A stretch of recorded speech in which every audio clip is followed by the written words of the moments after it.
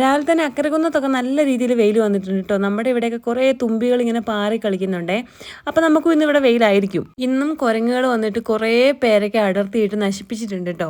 ഇനി ഇങ്ങനെ നിന്നിട്ടുണ്ടെങ്കിൽ മത്തങ്ങ കിട്ടില്ല എന്ന് വിചാരിച്ചിട്ട് അതിങ്ങോട്ട് പറിക്കാമെന്ന് വിചാരിച്ചിട്ടാണ് കേട്ടോ. ഏകദേശം മൂത്തിട്ടുണ്ട്.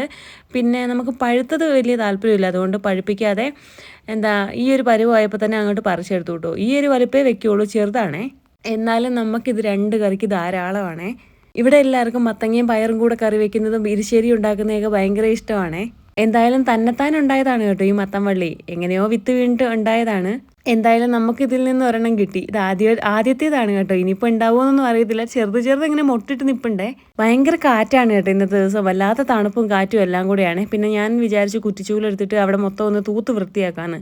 കുറ്റിച്ചൂലാണെങ്കിൽ നന്നായിട്ട് കുനിയേം വേണം. പക്ഷേ കുറ്റിച്ചൂലില്ലെങ്കിൽ ഈ നനവൊക്കെ ഉള്ള സ്ഥലത്ത് നിന്ന് പെട്ടെന്ന് ചപ്പൊക്കെ പോരാൻ വലിയ ബുദ്ധിമുട്ടാണ്. അതുകൊണ്ട് കുറേ നേരം എടുത്തു കേട്ടോ മൊത്തമൊക്കെ ഒന്ന് വൃത്തിയാക്കി എടുക്കാൻ വേണ്ടി.